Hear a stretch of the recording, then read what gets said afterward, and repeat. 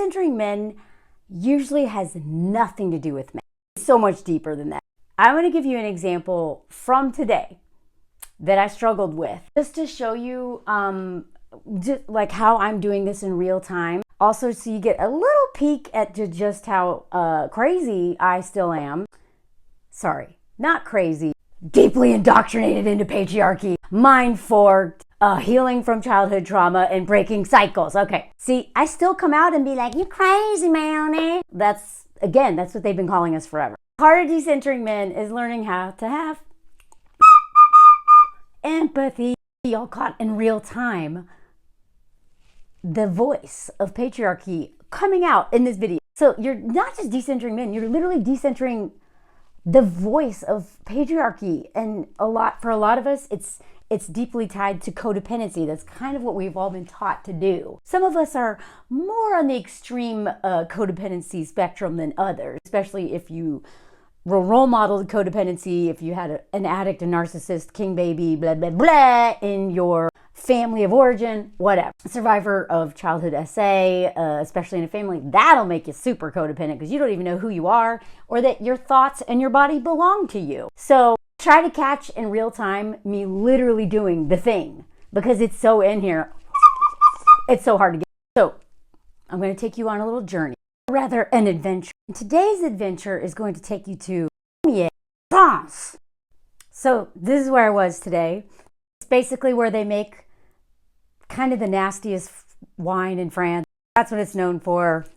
Anyway, we went to this basketball court sports complex in the middle of nowhere to do a drum workshop. Now, as anyone who's been following me for a while knows, I joined drums without knowing anything about drums, just to make friends. You know, you always got to be making friends. Like, it's hard to make friends as an immigrant. It's hard to make friends when there's a language barrier. It's hard to make friends as an adult. And it doesn't get any easier, so it's just something you have to keep doing. So people always ask me, how do you make friends? You just keep making an effort, trying new things. So for me, I tried, why not, playing drums. And I have finally felt really comfortable in this drum club, even though I don't understand what's going on a lot of the time. But because I spent time making effort, hanging out with the people in the club, and just really had to work on all my shame around the level of French that I speak and how to not like spiral into the shame spiral and blah, blah, blah, blah, blah. Y'all, as I've told y'all before, I've literally gone all the way there and gotten off the subway and then across the tracks back and come back because I was like, I don't want to cry. So anyway, I'm actually in a really good place with drums. I love it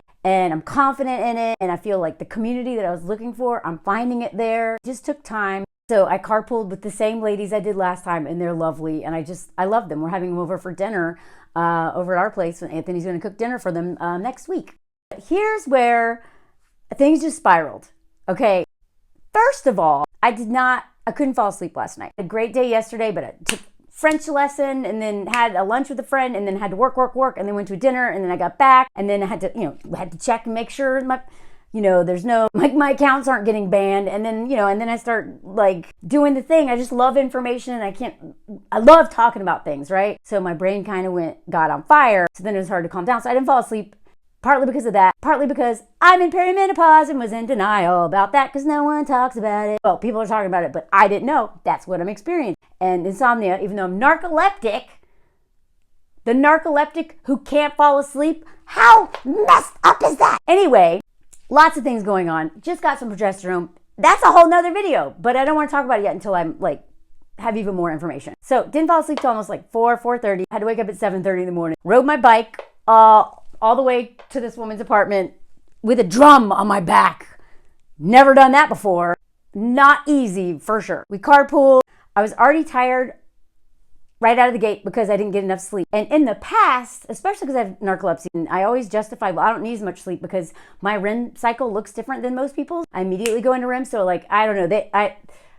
I used that to justify only needing 5 or 6 hours of sleep ever. But you know what? I don't want to be a tech bro who sleeps on the office floor and brags about not needing sleep. I need sleep. Apparently a lot more in perimenopause. So I was exhausted. And normally I'm just this I mean, that's probably why y'all follow me if you do. I tell stories, I talk, I entertain, I never shut up. until I'm completely worn out, and then I need to like recharge and not talk to anyone for like 2 days. Oh, well, anyone other than y'all, because I have to do this every day.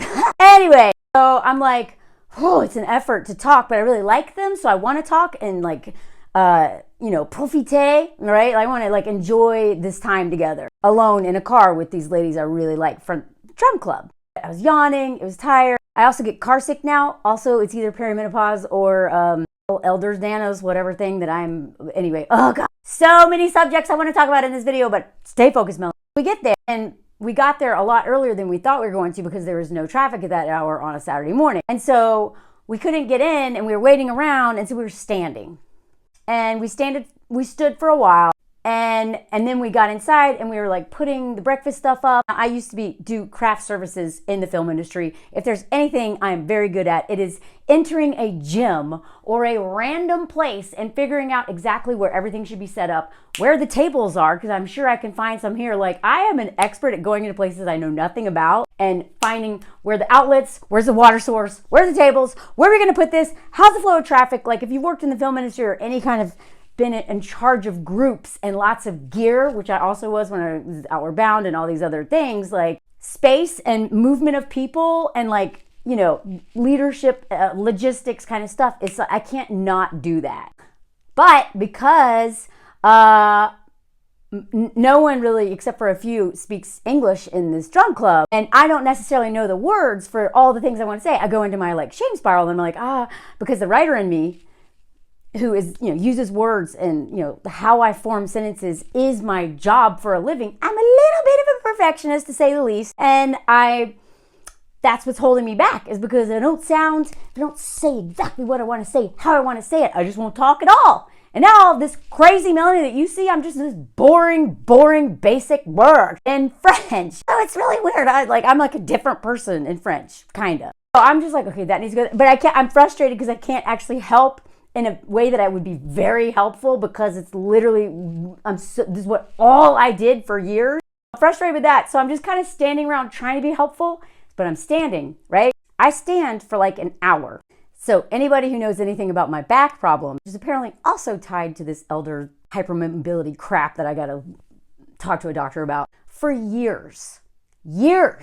If I stand more than 20 minutes, I'm in excruciating pain. Now, I've told y'all like the rock and the shoe metaphor before, where and this is also like a trauma response, and it is an asset. It is an amazing asset, but it's also a liability. It's like double-edged sword. Like, I am so good at adapting to anything and just rolling with it and moving forward, that if I don't change this about myself, I'm probably going to die of like cancer, because I'm the kind of person who would have chronic pain in something or like some messed up thing in my body. I'm like, and just ignore it. I literally had, okay. I have to make a separate video for how many times I've gone to doctors and they're like, how long has this been going on? I'm like, I don't know, months maybe. And they're like, you're just now coming. So I've started to kind of have a acceptance after, this has been going on for at least 7 years now, where if I stand more than 20 minutes, and if I'm moving around, it's fine. But if I stand and the gravity starts pulling, I go into so much back pain, it's excruciating. And so I dance around. So when I'm at drums, when we're not actually drumming, I just bounce. I have all these things that I've done to like adapt. The same way my dad was narcoleptic but didn't get diagnosed and didn't have medication, so he drove like this. He just adapted, right? Like, terrible idea. And looked crazy to anyone who drove next to us. And so I plan my life around chairs or places to prop myself up so I can at least have a tripod effect, if not a seat. And as soon as we got to this gym, I was like, oh God, no chairs. And then I found chairs, and he was like, no, we don't need chairs. And I was like, oh, how do I communicate that I don't know if this is a disability? I don't know what it is, but it literally is ruining my life, and I have no solution for it, and has been for a while, that I can't stand this long. It's chronic pain. I don't know what it is, but it's affecting my social life, like every area of my life. I don't go to things because I'm like, no, I'll be standing more than 20 minutes there. I just won't go, and it sucks. And so I was like, oh God, oh God. So I bounced around while talking to people, right? Then we started doing drums, and the drum workshop was going to be like, I don't know, like 3.5 hours, plus the hour I was already standing, bouncing while trying to talk to people. And I knew this is like a slow moving train wreck. The other thing is that, I remember thinking, well, I could pull a chair over here. But this is the whole point of me coming to this, other than to play drums. Drums is just fun. The whole reason I joined drums was to meet people and make friends and build community. And so for me to just sit in a chair while everyone is standing, or sit on the floor, or sit in the corner on the bleachers while everyone's standing, defeats the purpose of being here. And if this was in English, I could find a funny or nuanced way of being like, yeah, so I have this like chronic back pain, but the stress of trying to figure out how to explain why I'm sitting down looking up at everybody and can't and have to sit in a chair. First of all, most people probably won't care. But in my mind, it's rude. I came here to connect. I don't want to have to explain myself. So I go into like a shame spiral around this back thing, and then a shame spiral around my language. I mean, it's like my ego is always like, boop, boop, looking for anything to be like, your French isn't good enough, because anytime I get frustrated with anything in France, I'm like, it's because your French sucks, You really think that helps me learn French faster? Because it really doesn't. Bullying does not help me. Bullying myself does not help me. What's been helping me? Making it fun. Who knew making language fun by playing games makes me motivated? Anyway, so I've done a lesson in French 89 days in a row. Plus, I hire a tutor every week, and I've been spending a fortune on this stuff, and I have ADHD. And there's all these reasons why it's really hard for me to speak this language, and I keep going, but all it takes is one thing, and I'm like, your French sucks, right? So it's like this little monster being like, here I am. It's just like waiting for an opportunity. See, Melanie? It's like, if you haven't taken IFS therapy, I highly suggest it, because you start to understand all these voices in your head. This chorus, it's not you. It's just all the people, all the trauma responses, all of the things, all the ironic protectors, but it's not you. And they're trying to be helpful, but they're actually really mean sometimes in an attempt to get you to do the thing that's going to be best for you, but it doesn't work. It doesn't work. So instead of getting a chair and trying to talk to people and just letting it be awkward a little bit. Why is this girl in a chair when nobody else is? Why is she in a chair? Because we're just eating bread with chocolate in it. That's literally what we ate for breakfast. This is literally a Nestle's Crunch broken up into pieces on a plate, and you grab a sweet bread and put it in the middle. Y'all, this is like a French breakfast. Or a croissant, pain au chocolat. Like chocolate and bread for breakfast. I still don't understand how. Anyway, so I'm eating this thing, which also I should not have been eating, not because of calories or anything. I have learned that I don't really eat much sugar, but when I eat chocolate specifically, I get very sleepy and it makes me feel like crap. I know that about sugar, especially as a narcoleptic. I just don't eat it very much. But for something about chocolate, even small doses of it just sends my body into a place that it just doesn't feel good. But I was like, well, everyone else is eating it. There we go. And just before in case you're like, what does this have to do with decentering men? I'm not saying all women are like this, but I think we're on a spectrum of this, is that patriarchy teaches us in general. But if you have codependency in your family, or and you're on the chronic level, you don't even know what you want or what's best for you sometimes, because everything is about them. I don't want to look, fill in the blank. What will they think, right? Like, oh, what are you, some American who comes over? You're too good for chocolate inside of bread? A chocolate white bread taco? Like, the way that I justify the craziest thing to be good, which is also part of all of my unpacking of purity culture, white supremacy culture, patriarchy. It's all been good or bad. Are you good or bad? You're bad if you... Anyway, God, it's exhausting, y'all. This is so exhausting, but it's fascinating too, right? I eat the stuff I would never eat on my own because I want to be part of the group, right? I stand for an hour trying to talk to people because I want to be part of the group. But because I'm in my head, my French isn't so great, because when I'm not relaxed and I'm in my head and I'm overthinking, I don't have the bandwidth to translate everything. So being in my head actually puts a wall between me and them. And so all this is going on. And then we finally start drumming. And then the guy next to me he's off, right? And I've never drummed with this person. Usually it's like me and two other women. And because I don't understand what's going on, I just play.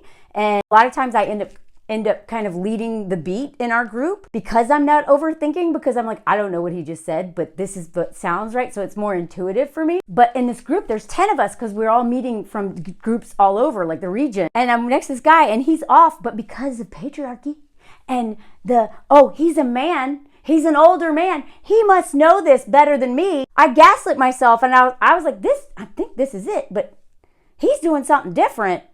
So I did it wrong. And I had the worst drum session because I'm used to, drumming with women. But when there's a man there, my default is to assume that he knows better, which is crazy because I talk all the time about usually men are terrible leaders. They're usually so mediocre, and that usually women, and yet it's still my default, But because I'm like, well, maybe the teacher said something in French that I didn't understand because you're so bad at French, Melanie, right? There it is. And maybe he's been in it longer because you're new to this, because you were such a coward and you didn't start drums soon enough. This is the thing. Here's a little bit of hope in the middle of this interesting, crazy story, whatever you want to say, is that this is a very creative mind. Okay? If you can relate to this crazy line of thinking, that's a good thing. That's one of the reasons why I'm so creative. Usually all this energy is not wasted on this crap. But today I was spiraling and I really couldn't rein it in. I just had too many people in the chorus being like, right? And over here, and over there. Look, he didn't even blink. Even this doesn't wake him up. Oh, yeah, I did. So, ADHD brain, hypervigilant, all those things actually are really great for someone who wants to write or do arts. It's a great thing if it's not being wasted on codependency. Or, what's he doing? What's daddy thinking? What's my husband thinking? What's my you know what I mean? This is how freeing yourself from being in the bondage of men's opinions, either whether it's in here or out there, frees up so much creativity, right? If you harness this storytelling skill for good instead of ways to hate yourself, I'm telling you, this is a big part of my healing, was redirecting my creativity. So I'm playing drums, playing them bad, because I'm not listening to myself. Instead, I'm listening to this dude who I found out later on in the car ride home that he's actually always wrong. He has been doing it for a while, but for whatever reason, he never has the beat. And I was like, I felt so bad in this whole thing. I felt like I didn't know the songs. I was getting it wrong. And it's because I was following him. And they were like, oh, yeah. He's been doing this for a while. And he's just he tries his best, but he's just, usually he's off. Do you know, I was so mad at myself for that ruined my whole drum session. Not him. He didn't make me do that. My conditioning talked me out of drumming the way I thought I should, and I followed this dude's lead because of patriarchy. See what I mean? Decentering men. This man didn't make me do anything. This came from within. And that's why women, we have so much work to do. We're like, men, I wish they'd fix themselves. We have lots of work to do. Maybe you're not like me, but if you think like me, I've been working on this stuff for a long time, and this is still, I catch myself doing it. And I'm like, ugh. So I also had a hangnail, and I'm hitting these, and I'm, ow, this hurts. And my back, after about 2 hours of drumming, and drumming bad, so I wasn't even having fun because I thought I was doing it wrong. I was in so much pain. And as the Melanie who literally today caught myself walking with a rock in my shoe, and I was like, wait, what do we do when we have a rock in our shoe? We stop and we take the rock out instead of letting it just keep moving around in the shoe. It hurts on your big toe, then your pinky toe, because you don't want to upset somebody. Hey, can we stop for a minute? I have a rock in my shoe. I know it sounds so basic, but if you know what I'm talking about, you know. not walking with a rock in my shoe is next level healing for someone like me, because I'm so adaptable and proud of what I just adapt to and suffer through on this really masochistic level. No wonder I was in the outdoors and doing all these marathon men do too, right? Look how tough I am. Oh! That for me to be like, ow, rock.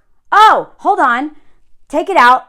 I was like, yes, Melanie, you did that. And so I started thinking, what should I do right now? And I thought of what Anthony said. For those who are new here, Anthony's my husband, and he watches all my content, has been for a while, loves my work, and also knows me very well and knows my story. One of the things that he literally put words to, like I say it all the time, but having someone put words to this and repeat it to you when you need it, instead of you having to think of it all the time on your own. He says constantly, when he sees me spiraling, he's like, center yourself, babe. Don't think about me, or if it's about something else, don't think about them.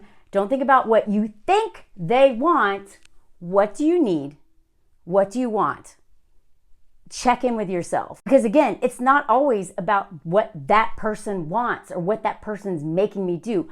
Most of the time, most of my problems are what I think people are making me do, or what I think they want, or what I'm afraid that they're thinking. What does this have to do with patriarchy? Well, because a lot of people are like this because a woman was like this in their home, right? It's not about men, but it is about like under patriarchy, men are individuals, selfish, not thoughtful individuals under white supremacy culture, capitalism, patriarchy, and women are codependent enablers that make everything easy for them, right? And so a lot of the stuff that I learned was also from women who centered men.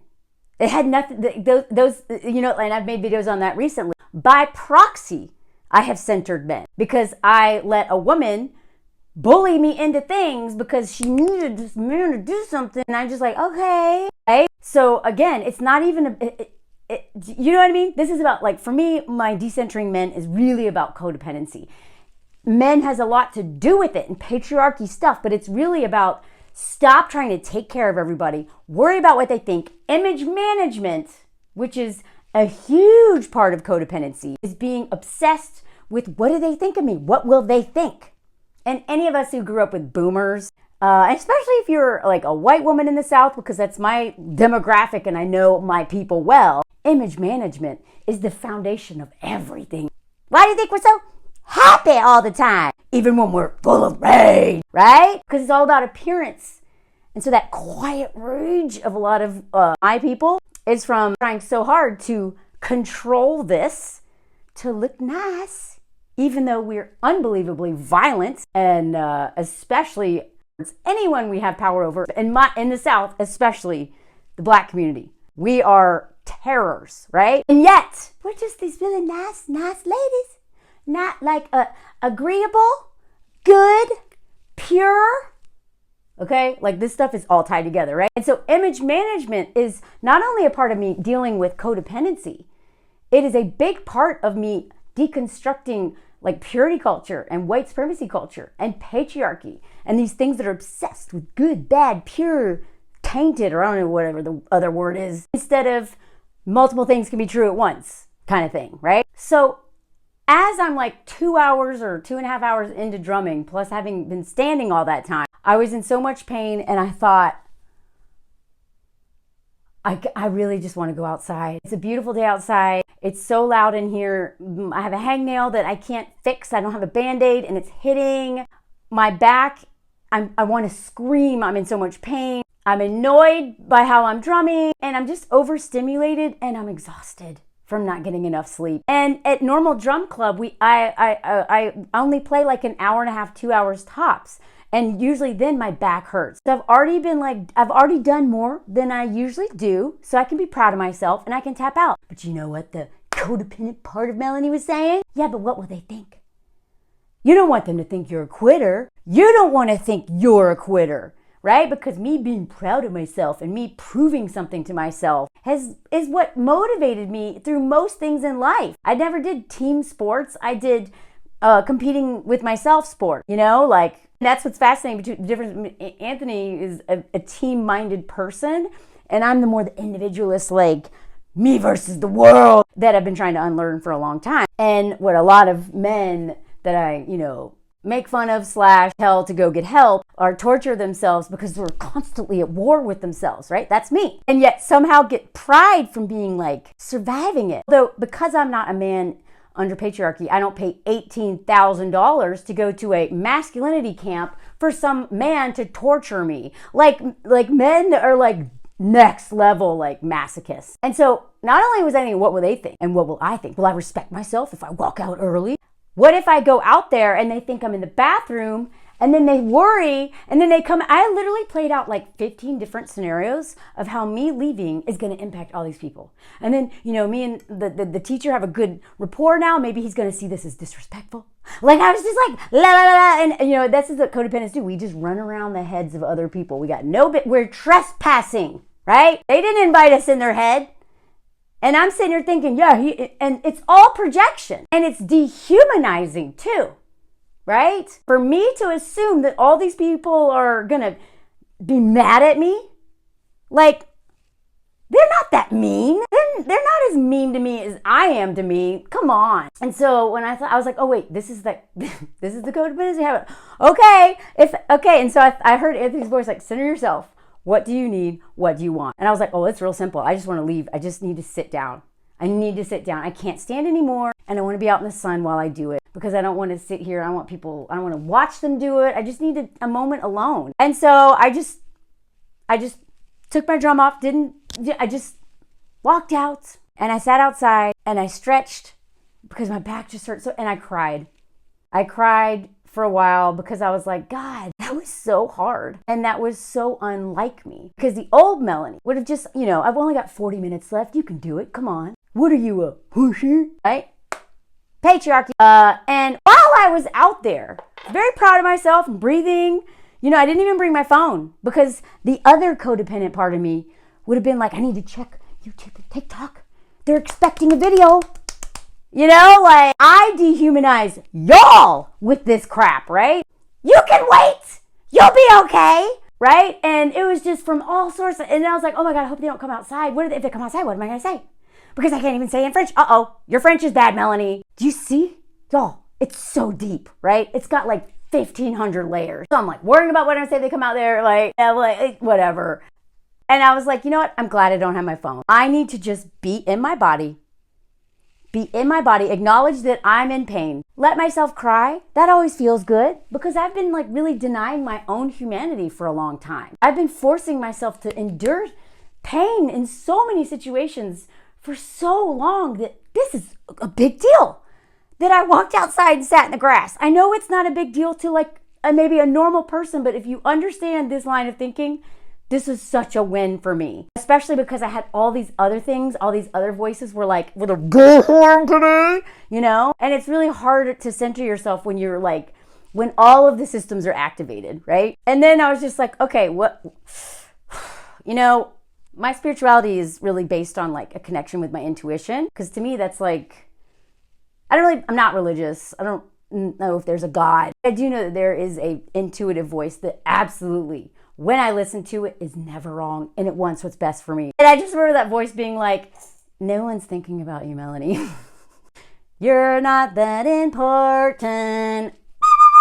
And like I've said before, that is one of the basis of like undoing this codependency is maybe some people are judging me. Maybe some people are worried. But you know what? Probably they're enjoying drums.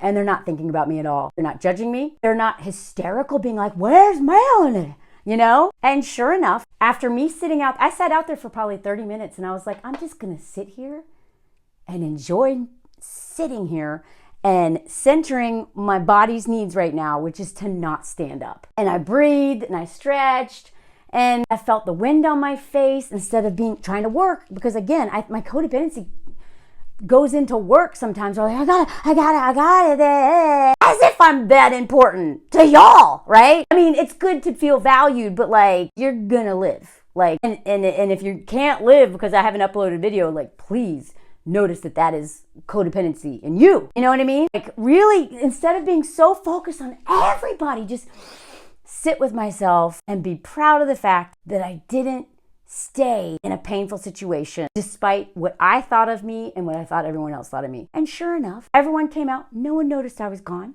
You know? But to my friends, I was like, yeah, I had to leave. And she was like, what? She didn't even notice I left. Nobody did. No one asked. No one cared. Because they came there to play drums and have a good time. And we're all grown adults. I'm 46. I assume that they assume I can take care of myself. If I'm leaving, it's probably for a good reason. And they'll see me later. So then we had our lunch.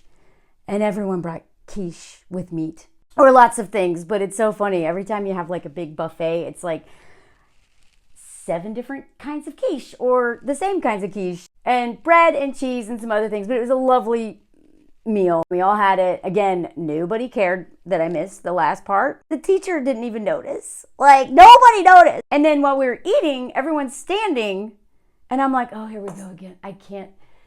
But I don't want to sit by myself at lunch because I came here to meet people. But if I stand, I'm going to get resentful at them, even though no one's making me stand. Just frustrated, like, but I can't communicate the way I want to about my back and why, and I'm too afraid to be like, hey, do you guys mind if we sit? I'm not quite there yet. But one woman sat down and I was like, okay, I'm going to go sit next to her. And we started talking. Then we talked to some other people, and then they left, and her and I kept talking, and then it was like this. We had so much to talk about. I enjoy talking. I've never talked to her before. Just never had the opportunity. We've already texted each other today. I was like, you know, she's like, we should hang out sometime. And I was like, I know, I'm always looking for friends. Like, we should totally meet up. We've already talked about a coffee date in the future. So I met my goal. I got to hang out with friends that I already made, got special time with them, made a new friend.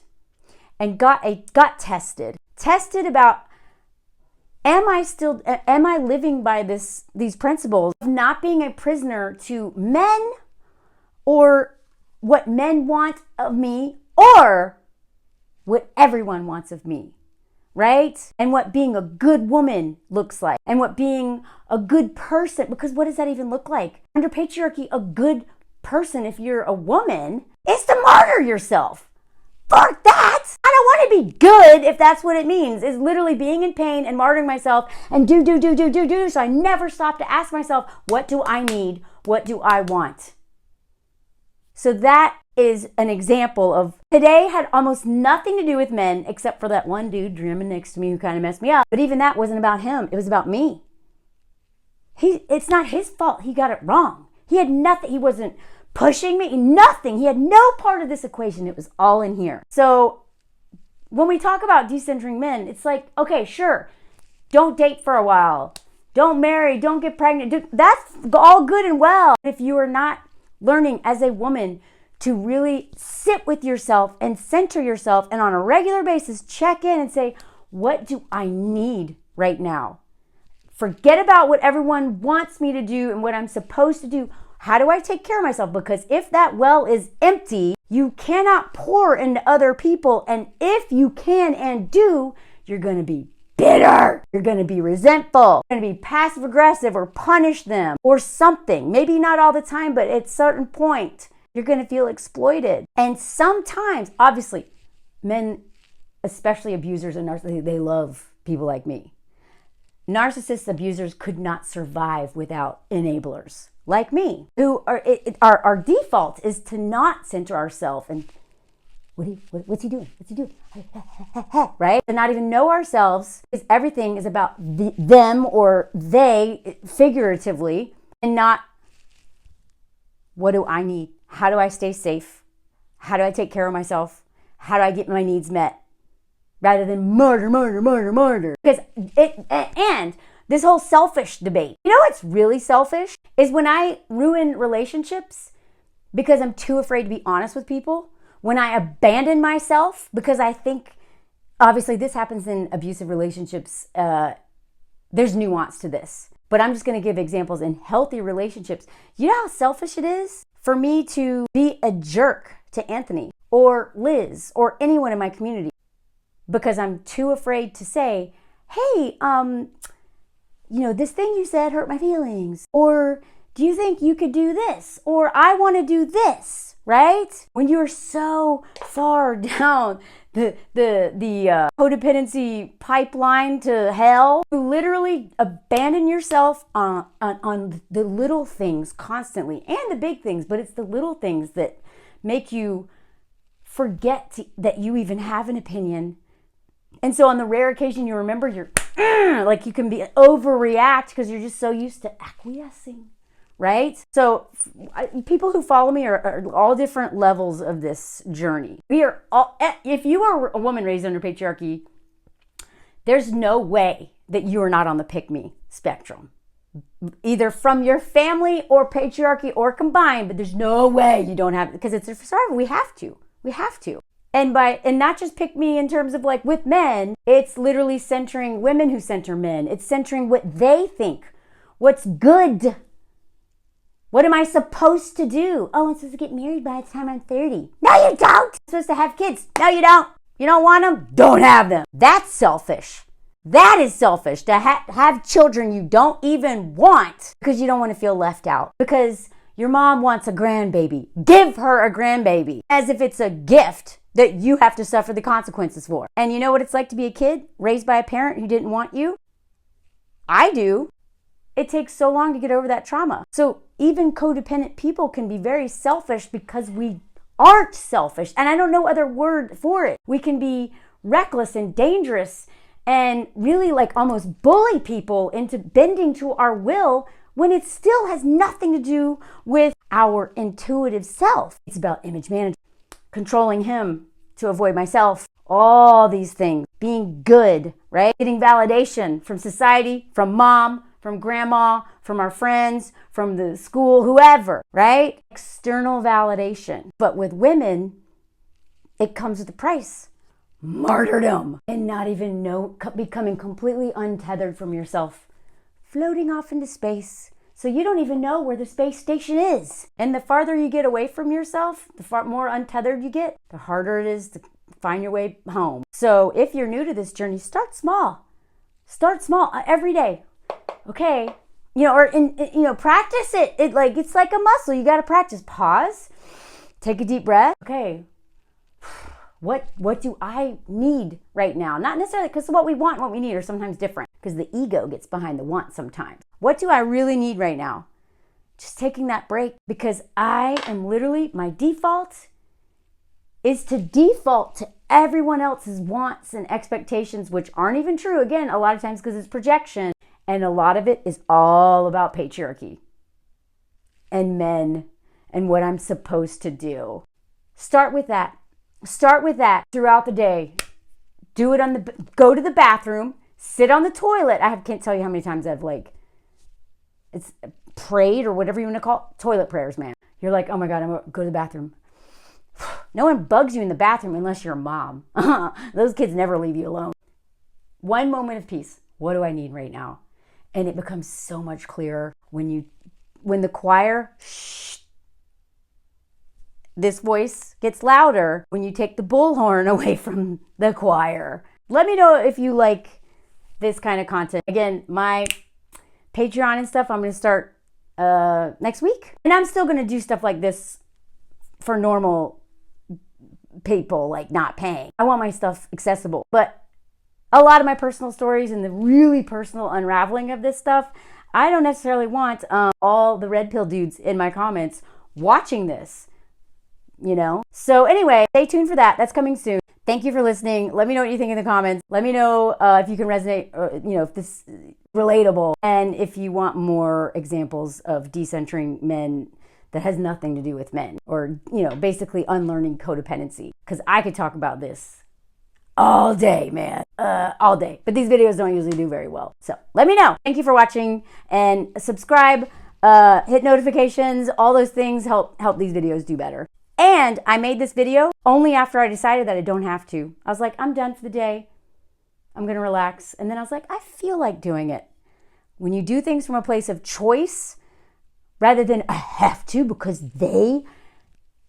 it's so much better and empowering. And this is probably a way better video because I took a lot of rest before I decided to make this. But it is 12:30 in the morning, so see y'all later.